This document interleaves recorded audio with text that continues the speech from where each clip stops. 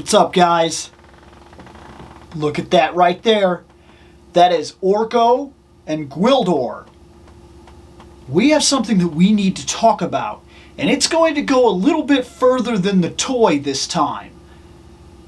So, if you're one of the people that doesn't like the fact that my videos go a little long form, this one isn't necessarily for you. Because I am going to look at this toy and I am going to unbox it. But I need to talk about something that I'm thinking about. And it very much plays into this. This is awesome. And it could be awesome in a really big way. Let's talk about it.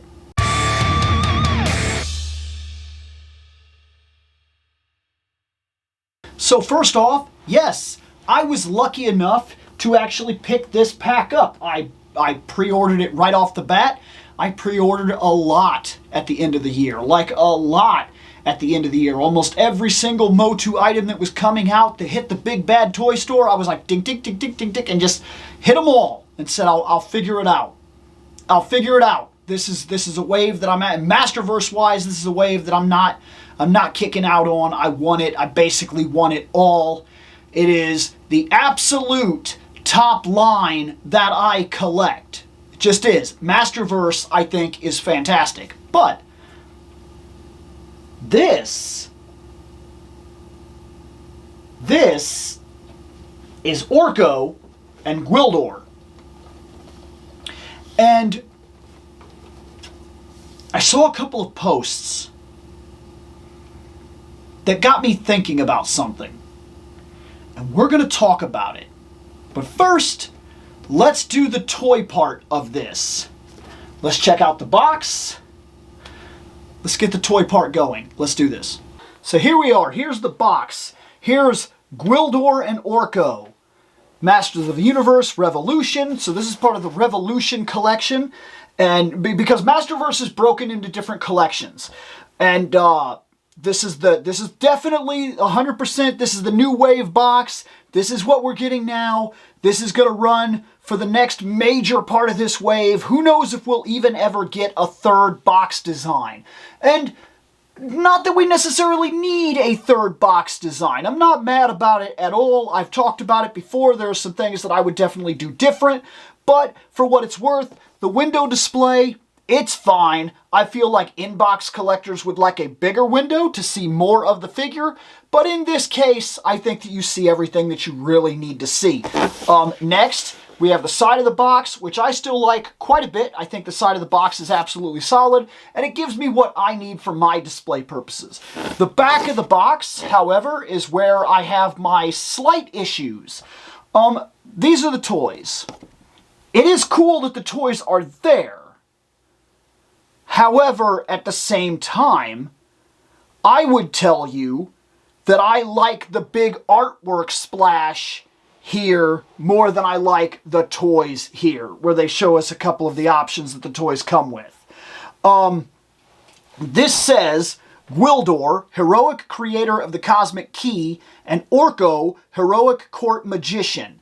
And I actually refer to him as Orko the White at this point because he's got that really cool robe and everything, and he came out at the end. This says, Eternia is a world of magic and technology, and no two beings represent these forces better than the spell-wielding Orko and the master inventor Gwildor. The two heroes use their combined talents to upgrade He-Man's power sword for the battle against evil. Now, the cross-sell down here is Sorceress Tila, I got her. Man-at-Arms, got him. Trapjaw, got him. Skeletor, which I refer to as Skeletech, got him. And every single one of those reviews are already up, talking in depth about things that I like and don't like and so on and so forth on the channel. So if any interest at all, you can go back to those. The playlist will, of course, be up at the end of the video.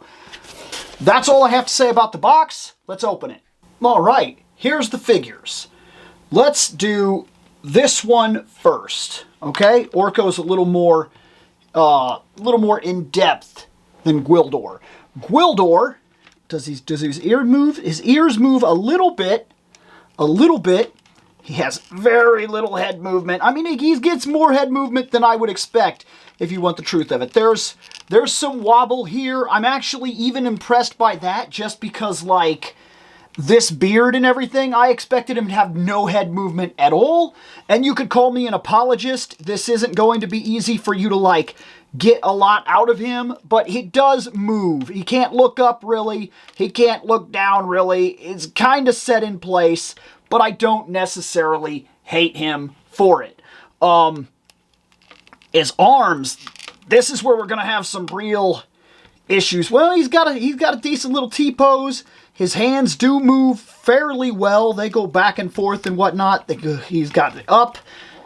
He's got down. He's got movement, I would say, not comparable in Masterverse, but the Nintendo movie line that they're selling currently. I would say look into that. You get a fairly good idea of what kind of movement he has. And I've actually covered some of them too. He's kind of feeling like Toad a little bit. Like he's just the way he's built, he gets very little movement. He has some legs in here right now. He's got some actual movement here and there. But for the most part, this guy is a standing figure. He doesn't have much. He's got a lot of nice little details though. He does turn at the waist, so you can get some stuff going on there and whatnot. And he stands sturdy. If he's not going to move well, at least you know this guy is not going to be falling over. That's, we'll give him what we can give him, I guess. The best I can say, we'll give him what we can give him. But, let's see, he comes with the, I have not seen the movie yet. This is the Cosmic Key. And yes, I still have not seen the Masters of the Universe movie. I keep telling myself that I could just stream it. I could just watch it. Heck, it's even on YouTube for free. But I don't want to. There is a legit reason. I want to own it. I already know, beyond the shadow of a doubt, even if it's terrible, I just want to own it. So I'm looking to buy the metal case collector's edition Blu-ray of it.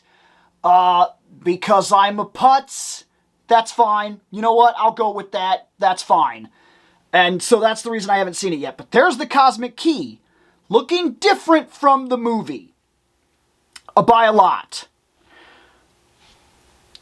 Oh, these turn. Oh, that's actually pretty cool. It's a small deal. It really doesn't mean anything in the overall, but it does turn. It does add a little bit of personality to this thing that he can hold. Here's his staff, his magic staff thing, which is actually a technology of sorts, if I'm not mistaken. Maybe he channels magic through technology or something. I actually don't know. I just know that he has it, and I know that he's considered to be an inventor, not like a magic guy. For the movie, he was kind of Orko. And I heard that's because Orko would have been too expensive to pull off. But he's not Orko. And a lot of people say he's not a decent replacement for Orko. But if I'm to judge him by being his own character, he's fine. He's got his little key here, and there's all this little details in this robe, and I really like it. This probably could have been soft goods, but I understand with what they were going with, and I actually think he is rather put together. I think he's, for me, on a personal note, I don't have any real problem with him. This interests me to no end, however. This is the item that he came with that interests me. This looks like a technology-forged Master Sword. This could be really cool. Like, I see technology here. There's like these things that are like braced in. There's new slits and whatnot, and new, looks like almost something was added or crafted. This looks altered. And it looks altered in what could very well be a good way. This could be really cool. And it could also tie into something that I'm thinking about with this character in general. Overall, this dude, for what he is, little magic-y troll man, he's fine. He'll go on the shelf. He won't be an absolute standout. He won't make me go, oh my god. but he will be pretty cool. So, on to the next guy that we need to talk about, the star of the show here, and he is, I don't care, he is. Orko. Orko the White. And yes, that's actually what I refer to him as. As far as I'm concerned, the fact that he dies in red and then comes back and gets to be this character right here, this white-robed, awesome, back from the dead, discovered his actual powers character, this guy, that's fantastic. This is fantastic. He was one of the coolest parts of Revelation. By a landslide, he was. He comes with this. So we're going to clip that on so we can have that long cape thing that he had in the at the end of the series. There's a little thing there. See, there's a little thing under him here, right there. You see that little pin? That's where it goes. And then that kind of loops down under that to kind of keep it all hidden and everything. And then he's got that long, really cool red cape. That's awesome. He's got some magic effects here. 3 different little tornadoes. Why he got 3, I don't know. Will I complain about having extra magic effects? No. Like, absolutely not. Because that would make no sense whatsoever. Looks like they open up, and then I could slip them onto him. And then it looks like he's got, I don't know if this is just for in general, or let's just put him around his wrists here. I don't think his hands are supposed to, like, fit into these necessarily. I think this is what you're supposed to be doing with them. They have little slits, so I thought at first maybe you slipped his hand in there and did something different with them. But I actually think this is how they go. I think they're like really cool, like magic effects. I think you open them up, you put them around his wrists, and then he has like super powerful, cool magic there.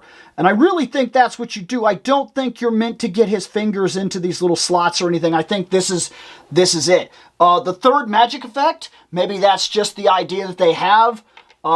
I don't know if maybe I got lucky and got a third magic effect or whatever.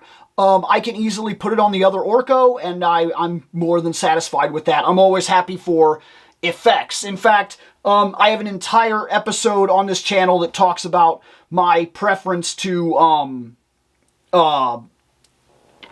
action effects as opposed to action features. This right here, I was almost expecting that there'd be a little thing to kind of do, because I think this, the way this works, oh boy, this is going to be a bit of a mess here. Let's do like this, get it down here, roll that, this, there's a little clip down here that I see, which is more than likely what we're supposed to be doing. Oh, it opens up. Okay, that just made that really easy. I was concerned for a moment. Down here at the base, there's an open clip. See how it just pulls open? And then it clasps closed.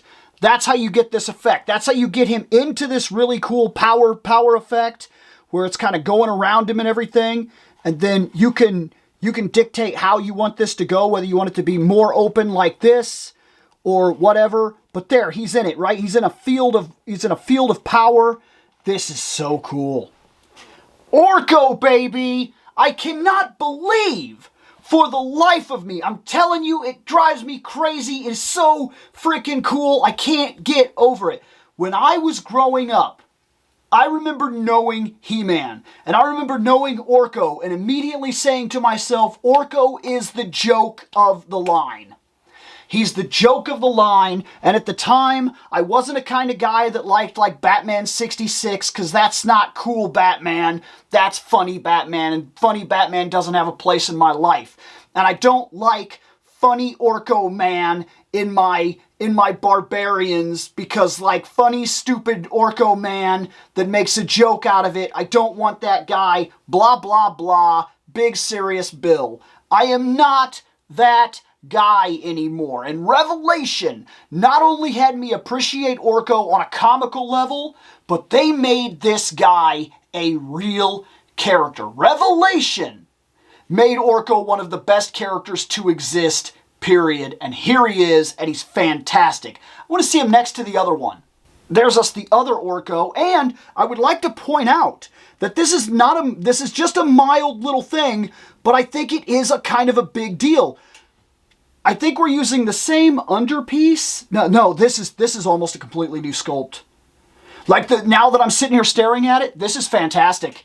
This is even better than I already thought it was. Guys, look at this. Really take a look at these two.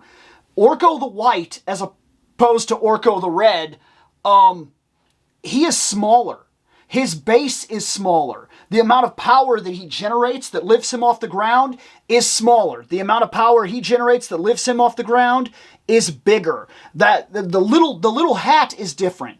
On like a toy, especially in Masters of the Universe, we are used to this idea of massive reuse. His face is about the only thing I see that was reused. This body piece right here is different. That's all different. All the white. It didn't just paint this white. It's all different. This robe, that cape, his arms, the hands, the ears, the hat, all original. All sculpted specifically for each Orko. Holy crap, that is fantastic. I love that. This is good. Like, this is good. Even if you don't like Gwildor, even if Gwildor means nothing to you. Hey guys, I'm like right here, that's mean. Like, even if you hate Gwildor, right? He's worth it. I would pay the money, and I'm serious about this, I would have paid the money just for him alone. And the magic effects, and the stand, and the fact that I got Gwildor with him, a bonus. Absolute bonus. I'm into it. Also, let me get this right here. So now that I've got this, I want to kind of get one of his hands up, and I want to give him some magic. Here's you some magic, other Orko. You can have a little magic too. We don't gotta be like that. You can have some power. We'll actually slip your fingers in a little bit through there. There, you got a magic spell, right? It's not perfect. You're not super strong or nothing like that, but you got yourself some magic. There.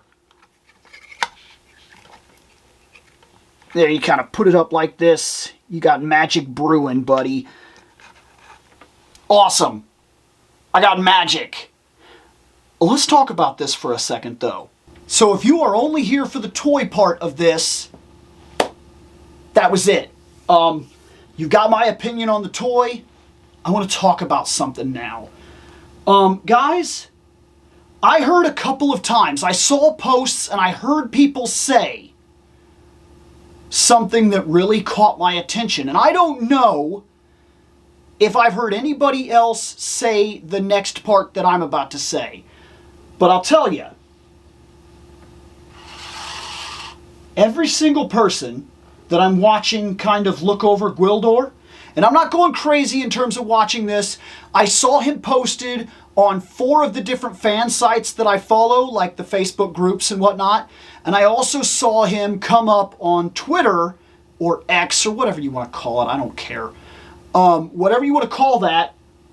I kept seeing him come up, and people kept saying the same thing. He's a solid Gwildor.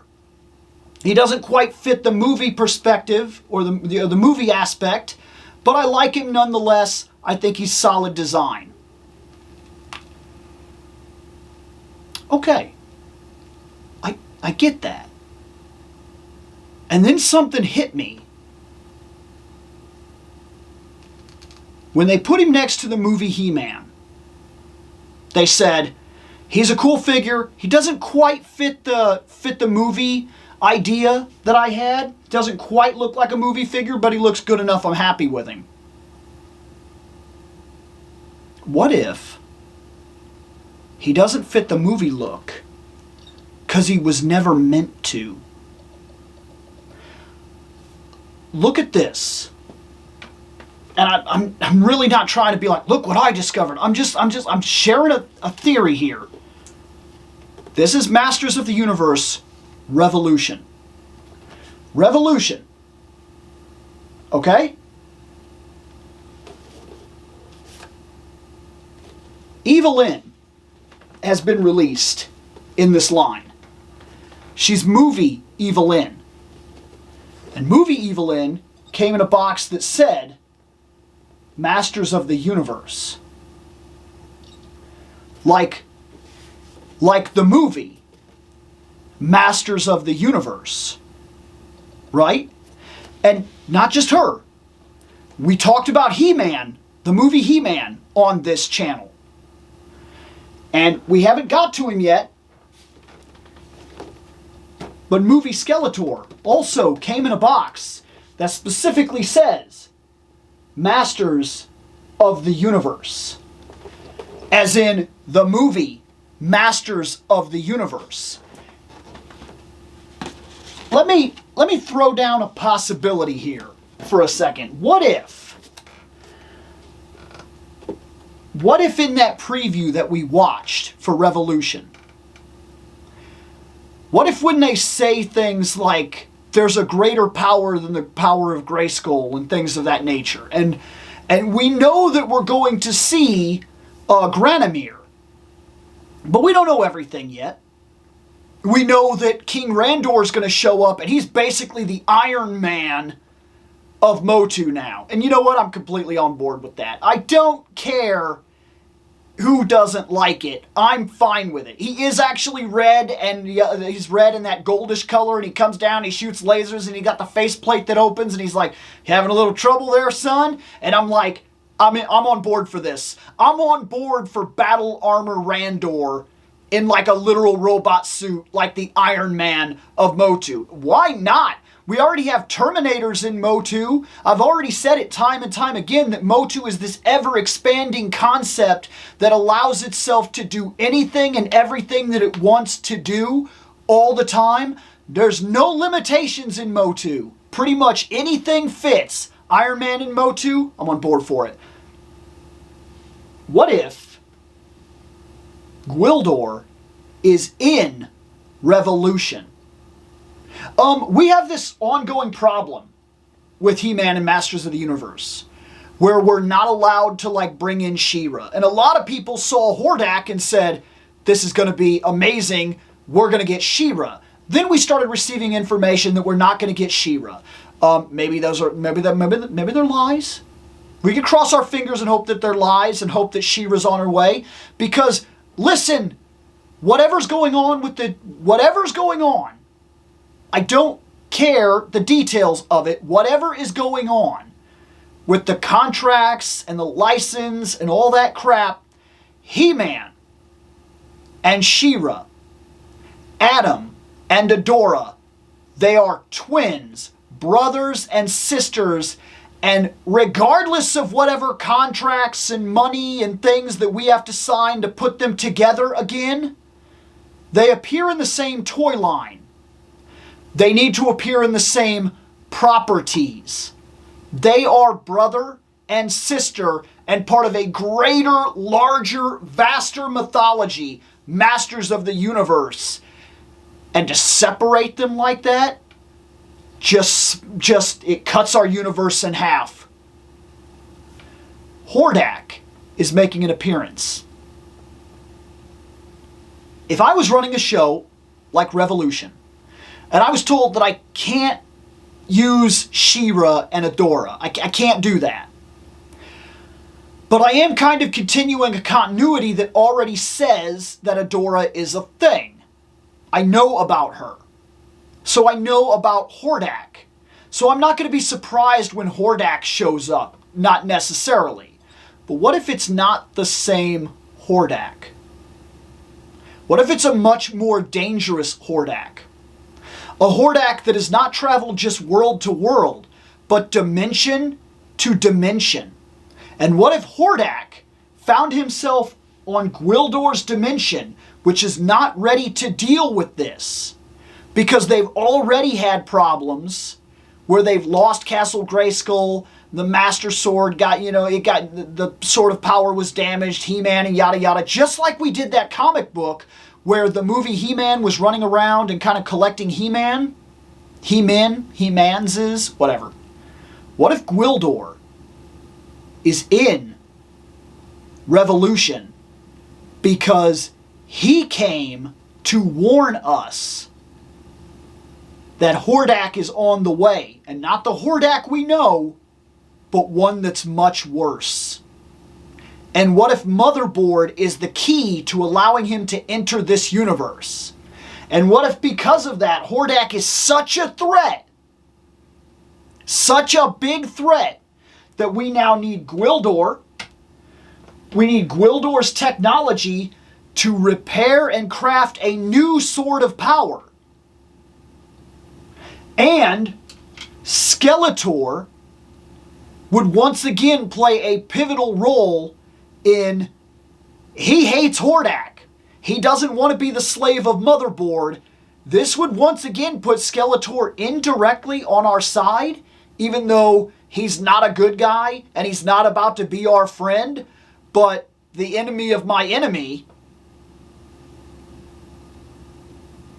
That would mean that we're facing a threat so severe, a multiverse threat, but not that we need a bunch of other He-Men from other universes. We need to know that the threat is multiversal. We need a Hordak that shows up.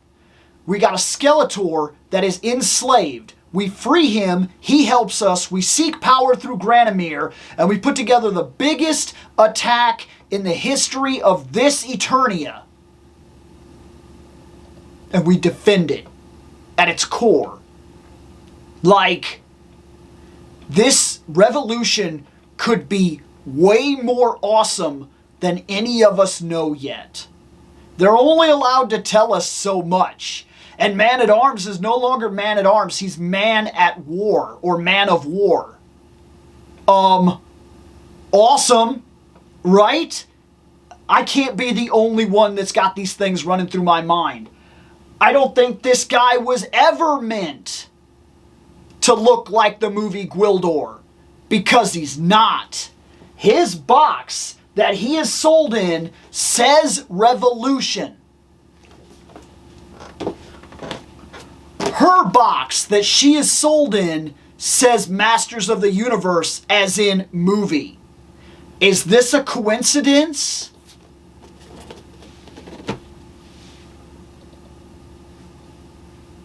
You decide. I'm gonna get out of here. That's all I have to say. This box set thrills me more for Revolution than I already was. And I thought that was impossible, because I can't wait. Get out of here. Later on, guys.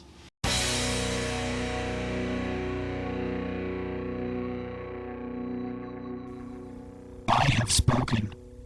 Take what you will from it.